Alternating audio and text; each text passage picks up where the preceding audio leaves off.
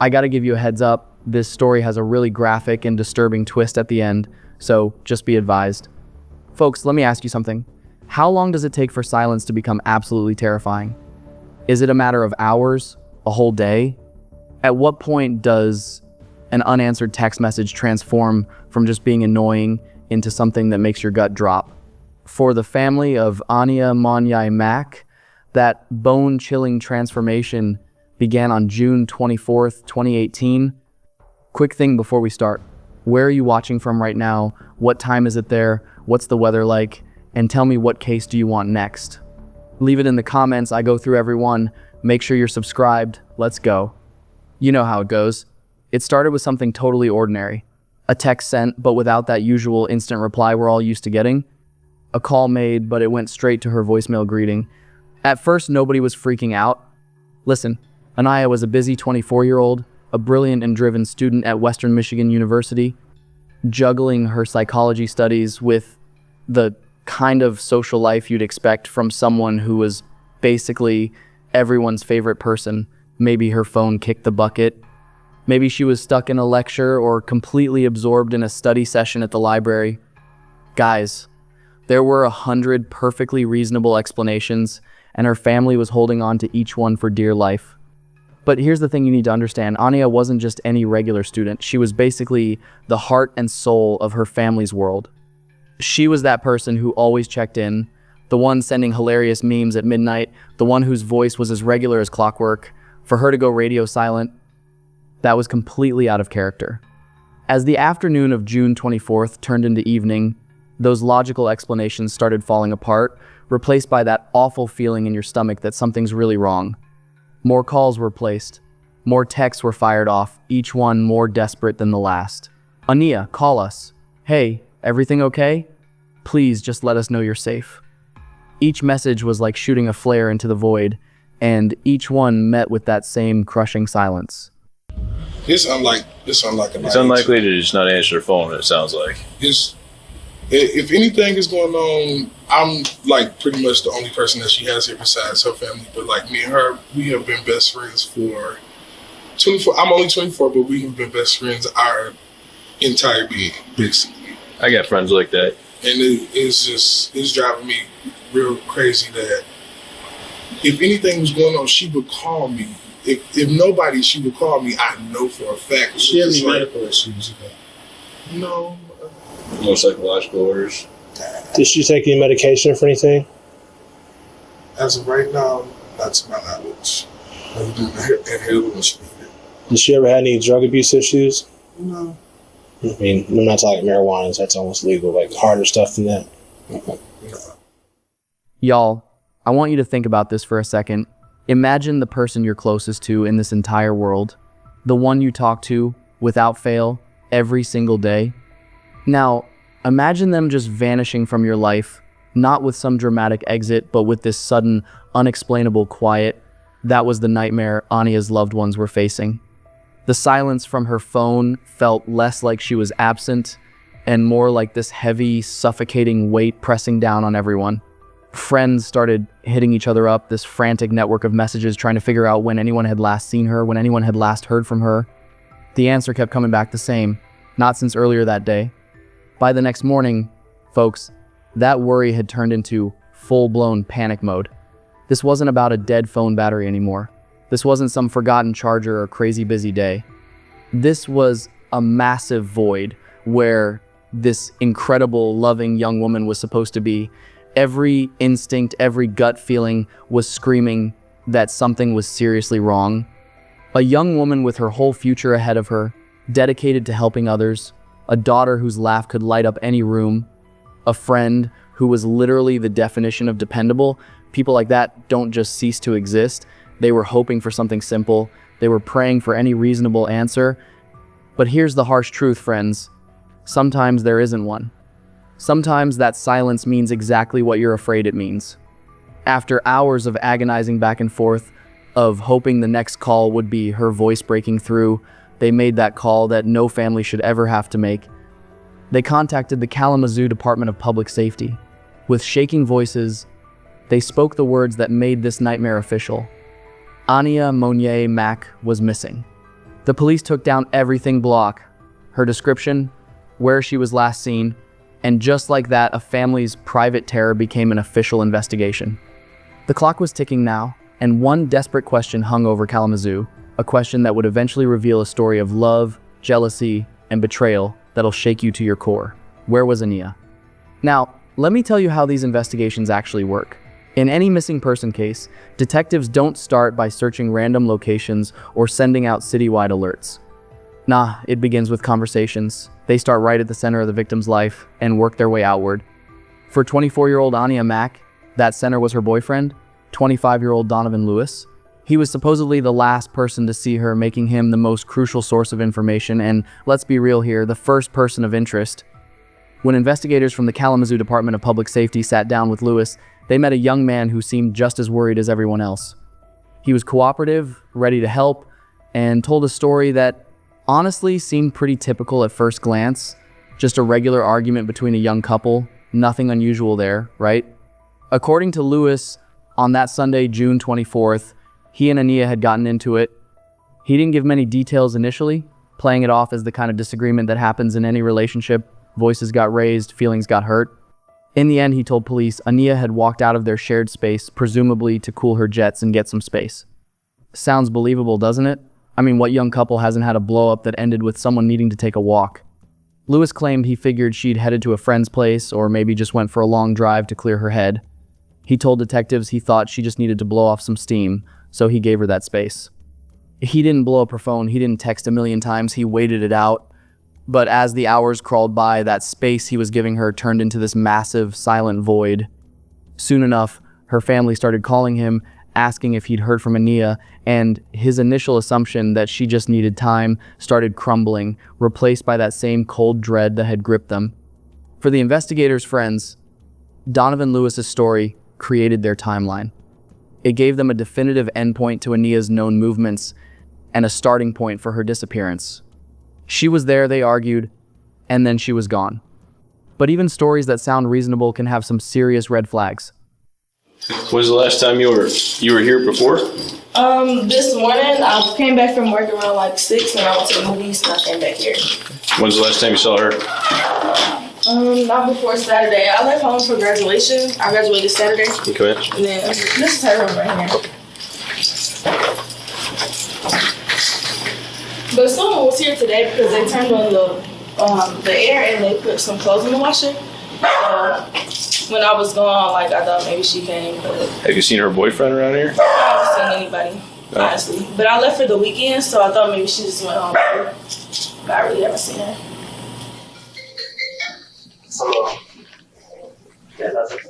Nothing looks out of ordinary in here. Obviously, boyfriend probably just Yes. Roberto, go check boyfriend's mom's place. Do we have a phone number for boyfriend? I don't know if there's probably one in the eyelids too, or from him. Yeah, let's check with the roommate, see if maybe he's got something. Okay. Like if she was going somewhere, she would definitely pack her makeup. That's here. This looks like what would be her purse. A bag that she do her hair stuff with. That's here. Like, I'm just like, what the fuck?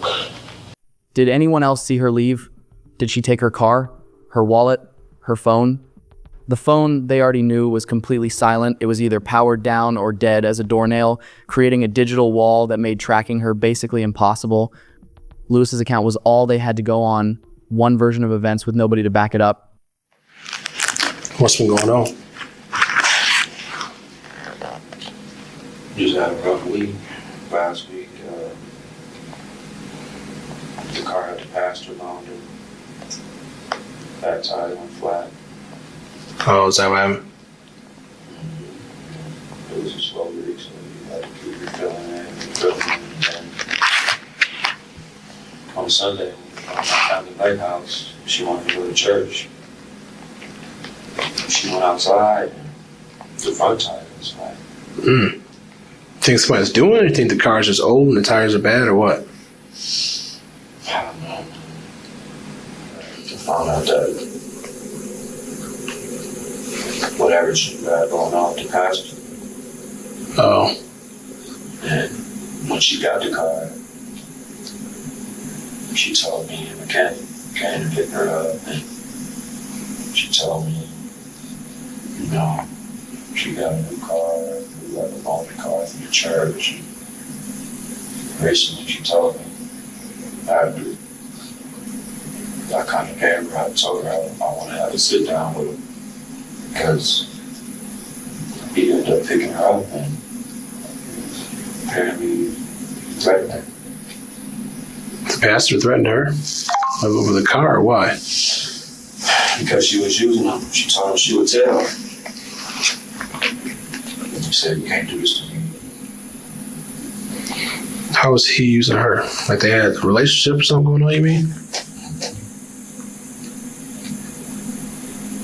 I went to her mom. Who's her pastor? What church she goes to? Second Baptist, right there by the bus station. Okay. Across the street. Here's something you gotta understand about detectives. They're trained to listen not just to what's being said, but how it's being delivered. They're watching for hesitation, for details that change with each telling. Lewis stayed calm, his story stayed consistent. He was playing the worried boyfriend. He was painting himself as another victim of this mysterious disappearance.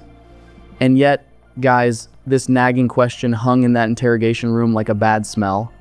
If your loved one stormed out after an argument and then vanished for more than 24 hours without a single word, would your reaction be simple concern? Or would you be absolutely losing your mind with fear? Law enforcement had to consider every angle. And one of those angles was that the argument Donovan Lewis described was way more than just some simple disagreement. For the moment, he was their key witness, a grieving partner helping police in their search. But his story, the only one they had, was a double-edged sword, folks. It gave them direction, but it also placed him right at the heart of this mystery. He had an explanation for where Ania went. He just didn't have an answer for why she never came back. And as the investigation dug deeper and those silent hours stretched into days of pure anguish, that would become the only question that really mattered. Before we go any further, you need to understand something crucial. Before she became a case file number, before her face ended up on missing person posters, Ania Monnier Mack was an absolute light in this world. To really grasp the magnitude of this tragedy, you've got to understand just how bright that light was.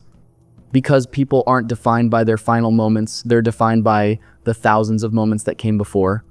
And let me tell you, Ania's moments were filled with purpose, with joy, and with this incredible dedication to helping others. At 24 years old, she was right on the edge of achieving a dream she'd been nurturing for years. As a student at Western Michigan University, she wasn't just studying psychology, at GS2. This was her calling, folks. Friends and family describe someone with this rare, deep sense of empathy that you just don't see every day. She was that person you'd call first with good news, but more importantly, she was the one you'd call when everything was falling apart because you knew she'd listen without any judgment whatsoever. She had this natural gift for making people feel heard, for making their problems seem manageable. Her career choice was basically an extension of who she was at her core. She wanted to spend her life helping people work through the darkest parts of their minds. Being to other people, being about other people was her legacy. It is her legacy, and that's what we want people to focus on. We got a lot of love for everybody. Yeah. Oh, God. Naya was a person about other people. Naya was about, mental health awareness. She was about autism research. She loved kids. The irony here is absolutely heartbreaking, friends. A woman who wanted to bring light to others would have her own light snuffed out by sudden violence. This wasn't just some pie-in-the-sky dream either. This was a future actively taking shape. She was a dedicated student, known for being sharp as a tack and always participating in class discussions. She didn't see a degree as just a piece of paper to hang on the wall. Nah, she saw it as a tool to build a practice, to help kids, to offer guidance to people who felt completely lost. In a world that can feel super disconnected, Ania wanted to build those connections. She was establishing her life in Kalamazoo, becoming part of both the university and the city's fabric. She was way more than just another student. She was a promise. A promise of a future psychologist, a community leader, someone who could heal. To her family, though, she was even more than that. She was the reliable one, the constant presence, that warm voice on the other end of the phone. The silence she left behind hit so hard precisely because her life had been so full of sound, laughter during family get-togethers, thoughtful advice during those late-night heart-to-hearts, excited chatter about what she was planning for the future. She was a daughter, a sister, a friend. And folks, these aren't just labels. These were roles she absolutely treasured and excelled at. The void left by her absence wasn't just empty space. It was like a wound in her family's heart, the sudden, shocking loss of a piece of their souls. This is why the mystery of her disappearance became so personal, not just for those who knew her, but for everyone following this case. We see the best parts of ourselves in people like Anya, our ambitions, our desire to make a real difference, our love for our families. Her story reminds us that behind every headline is a real human being with dreams and fears, with a favorite song, with that particular way of laughing that their loved ones can still hear in their memories. The investigation wasn't just about finding a missing person anymore. It was about finding justice for Anya. It was about answering that single gut-wrenching question, echoing in everyone's minds: how could someone with so much life, so much promise, and so much love to give simply vanish into thin air? All right, friends, here's where things start getting real interesting. An investigation is basically a pressure test. You take someone's story, their timeline, their alibi, and you apply pressure from every angle. You push on it with phone records, witness statements, and good old-fashioned logic. A story built on truth? That'll hold up no problem. A story built on lies? That's going to start showing cracks. And as detectives with the Kalamazoo Department of Public Safety started applying that pressure to Donovan Lewis's account of his last moments with Ania, those first hairline fractures began to appear. His story seemed straightforward enough. Just a typical argument, girlfriend walks out to cool off. But y'all know relationships are never that simple. Investigators rolled up their sleeves and started the painstaking work of interviewing Ania's inner circle, closest friends, classmates, people who saw her and Donovan together regularly. They were looking for context, and what they uncovered painted a seriously troubling picture that was completely different from this image of a normal, loving couple. Friend after friend came forward with a different story. They talked about Donovan's jealousy, describing it as possessive, suffocating even. This wasn't just some personality quirk, folks. This was a dominant and often explosive theme in their relationship. Have there been any issues with them that you know of? Yeah. There's been several occasions that they went back and forth and had arguments. I know one time the police was called. Say they ever escalate the violence, really? He threw water on her several times. He took off in her car when she came out. She was getting ready to talk to him. He rolled her arm up in the window like to drag her down the street. And then, boom, a name dropped. A local pastor. According to what Lewis would later admit, and what people in their social circle were whispering about, this was the target of his consuming jealousy. He developed this suspicion, this obsession really, that Ania was having an affair with this man. This single detail changed absolutely everything, friends. It completely reframed that simple argument he described to police. This wasn't some minor spat about dishes or future plans anymore. The conflict on June 24th was about suspected infidelity, about betrayal, about this deep-seated rage that Donovan had been nursing. Suddenly, the idea of her walking out to cool off seemed way less likely than a confrontation that reached a dangerous boiling point. Armed with this new intel, detectives went back and re-examined everything Lewis had told them with fresh eyes. His calm demeanor, his cooperative attitude, HN, was all that just masking cold calculation? Was he playing the role of the worried boyfriend, hoping to steer the investigation away from what really went down during that final explosive encounter? The cracks in his story were widening into massive gaps. He claimed it was a minor disagreement, but Ania's friends were describing a relationship that was strained by intense suspicion and control issues. He presented himself as another victim of her disappearance, but the evidence was starting to suggest he might have been the cause of it. The investigation was now running on two completely different tracks, folks. On one track, you had Donovan Lewis's version, this neat and tidy story of a woman who just walked away. On the other track was the version being pieced together from the outside, a chaotic and disturbing portrait of a relationship poisoned by jealousy and control. These two realities couldn't both be true. One was a performance. The other was the horrifying truth. The police weren't just looking for a missing woman anymore. They were now hunting for the truth of what really happened inside that home during that final fateful argument. And they suspected that if they could uncover that truth, they'd also find Ania. Now here's where technology becomes the game changer, friends. In the 21st century, it's basically impossible to move through the world without leaving some kind of trace. We're constantly dropping digital breadcrumbs, leaving a ghost of our presence recorded by the tech in our pockets. Ania's phone may have gone dark, total dead end for investigators. But Donovan Lewis's phone?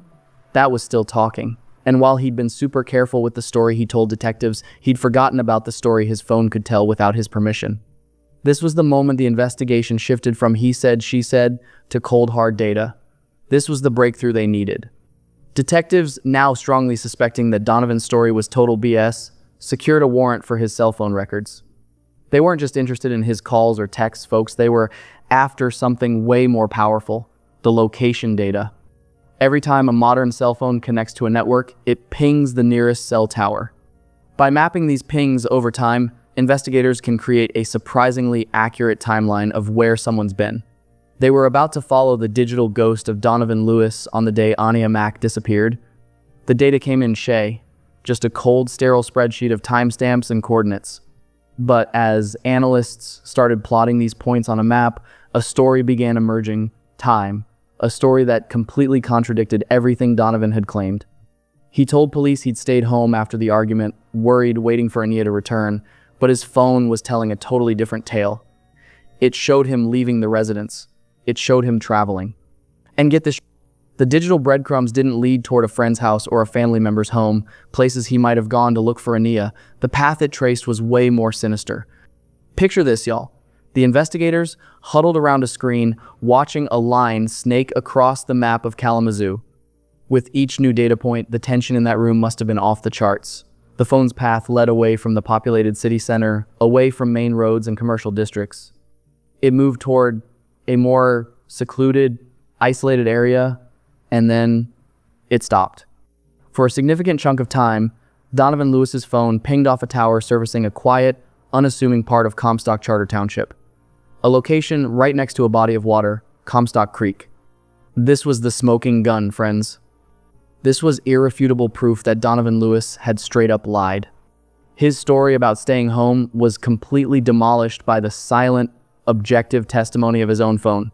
There's no innocent reason for a man whose girlfriend just stormed out after a heated argument to secretly drive to a remote creek and hang out there. The location data created a new, horrifying focal point for the entire investigation. The question wasn't just, what happened to Ania anymore? It had become sharper, more specific, and infinitely more chilling. The digital ghost had led them to a location. Now, they had to ask the question that was hanging heavy in the air, a question that demanded an immediate answer from the man who'd lied to their faces. Why did you go to the creek, Donovan? Folks, there's this unique and terrible pressure that exists only within the four walls of a police interrogation room. It's a place where time seems to slow down, where every silence carries weight, and where the truth, no matter how deeply someone tries to bury it, has a way of clawing its way to the surface. When Donovan Lewis was asked to come back to the station for more questions, he walked into that room as a person of interest. He wouldn't walk out the same way. The game was up, the performance was over. Armed with the silent digital testimony of his cell phone, investigators weren't asking him to help them find Ania anymore. They were there to have him tell them what he'd done to her. At first, he tried to hold the line. He sat across that cold metal table and repeated the story that had served him for days. The argument, her leaving, his worry. He probably projected this air of weary frustration, like a man who's been asked the same questions 100 times while his world's falling apart. But this time, friends, the questions hit different. They weren't open-ended anymore. They were sharp, pointed, and backed by evidence he had no idea they possessed. An investigator might have leaned forward, placing a single sheet of paper on the table between them, a map. Donovan, the question would have come, calm and deliberate. We need to talk about your phone. We need you to tell us why on the day Ania disappeared, you told us you were at home, but your phone says you were here. A finger would have tapped the map, landing on a small marked location. Comstock Creek. Y'all, imagine the shift in that room. The sudden ice-cold realization for Donovan that his carefully built alibi had just been completely vaporized. The foundation of his entire story was gone, and he was in total freefall. Denial is a primal instinct, folks. He would have tried to explain it away. I went for a drive. I needed to clear my head, but those explanations are paper-thin shields against a wall of hard data. A drive? To a remote creek while your girlfriend's missing and you never mention it to the police? Every excuse he offered would have been met with calm, logical dismantling. The walls of that room, once just a physical boundary, were now closing in on him psychologically. Every lie he told was another brick they used to seal him in. The pressure kept ramping up. The detectives weren't just presenting data, they were peeling back the layers of his deception like an onion. They would have talked about the jealousy, about the pastor, about the intensity of that final argument that his friends had described.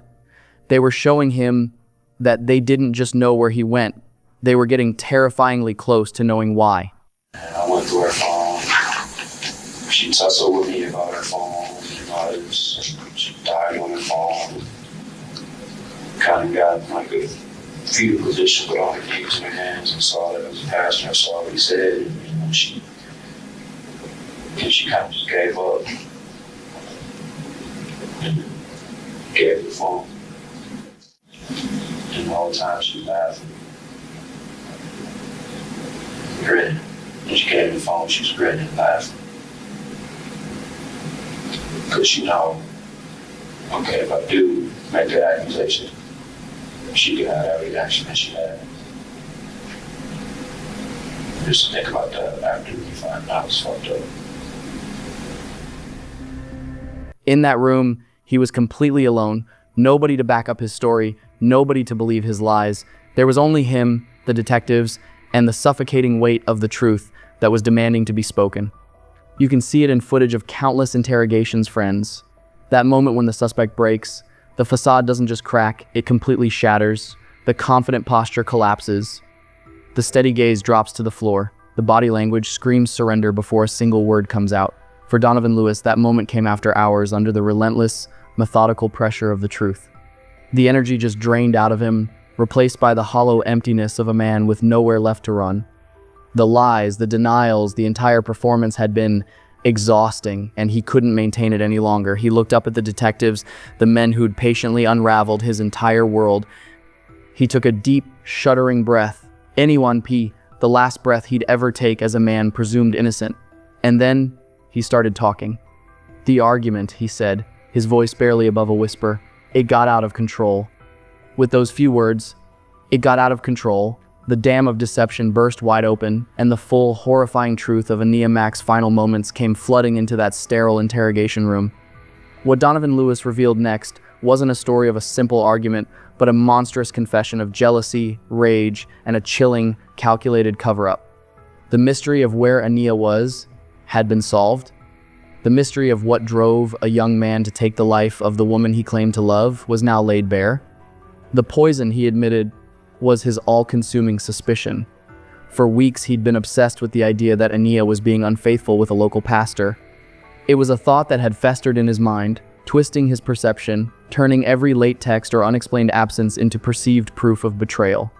On June 24th, this simmering paranoia finally exploded. The argument wasn't just a shouting match, folks. It was an interrogation, an accusation. And when Ania, cornered and exhausted, couldn't give him the answers he wanted, his rage became physical. In his own words, Lewis described a sudden, shocking explosion of violence. The physical confrontation escalated rapidly, resulting in Ania losing consciousness. What followed was a decision born not of passion, but of something far more calculated and final. In the devastating silence that followed, he made an irreversible choice that would end her life. The details are too disturbing to fully recount here, friends, but know that this bright 24-year-old woman's future was stolen over a suspicion that existed only in his mind. The confession then shifted from the heat of the moment to the cold, methodical aftermath. The rage had subsided, replaced by a desperate, panicked need to cover up what he'd done. His next actions reveal a level of planning that's deeply disturbing. He saw the situation not with remorse, but as a problem to be solved. His solution involved concealing Ania's body in a suitcase, a final act of dehumanization. He cleaned the scene, attempting to eliminate evidence of his crime, and then loaded everything into his car.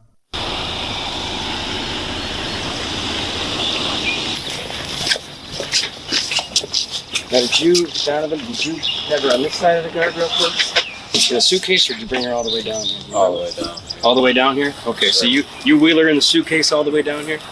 Okay. And you park back up by where the SUV is?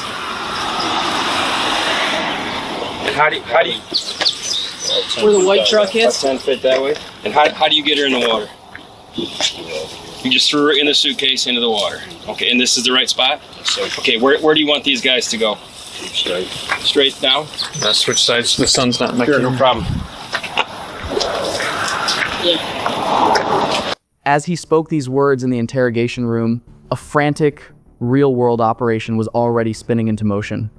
Police cruisers, lights flashing but sirens silent, raced toward the location his phone's digital ghost had already revealed, Comstock Creek. While Lewis detailed the drive, investigators were living it, following the same path he took to conceal his terrible act. He described pulling up to the quiet, secluded waterway, a place he likely chose for its isolation. We're on camera, guys. Here we. Yeah, we're on camera. Where are we headed? In there. Well, I don't think we're gonna get in there. Okay, we're on camera. Body cam. We're on camera. All right. Well, Are we gonna be able to get this thing back there, Terry? no, we're looking to try to somehow get the rope, and you guys, and then you're going to try to get her out. Yeah. Here's a rope bag. Tie that off on the Yep. boat. Yeah. Oh, I could probably There. rope. At 0920 hours, we have connected to the suitcase evidence. All right. Would you want to get it closer? Have you guys open confirm already? Yeah. Was that recorded? Yeah, that's recording. Yep. It just buzzed, but it was just a 4-minute buzz or whatever. Okay. Now, when we get out, do we want to anchor that off in the back so we're not backing upstream?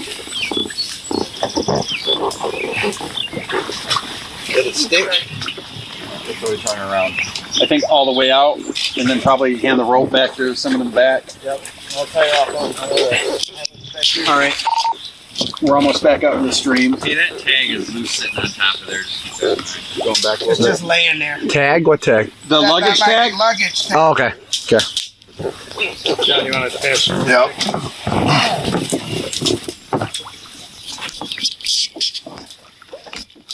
He recounted the final grim task of taking the suitcase and disposing of it in the dark water, hoping the creek would keep his secret forever. For days, Anya's family had been praying for her to be found. And now, as police boats and search teams descended on the creek, their prayers were about to be answered in the most tragic way imaginable. The digital ghost had become a devastating reality. Following the exact directions provided in the confession, searchers scoured the murky water. It didn't take long, folks. They found what they were looking for, and inside, they found Anya. The search was over. The silence that had terrified her family for days finally had an answer, and it spoke of the ultimate betrayal. The confession of Donovan Lewis brought the frantic search for Ania Mack to its devastating conclusion. But friends, the end of the search was just the beginning of a different, slower journey, the pursuit of justice.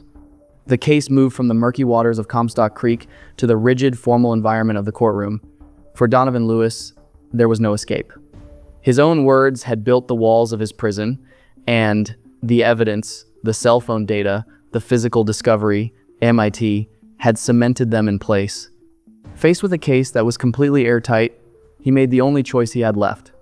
In September 2019, more than a year after he stole Anya's future, Donovan Lewis stood before a judge and pleaded guilty to second-degree murder. It wasn't a trial full of suspense, folks. It was a formality of justice. By pleading guilty, he admitted to intentionally taking Ania's life, avoiding a long trial where the horrific details would be laid out day after day for her family to endure.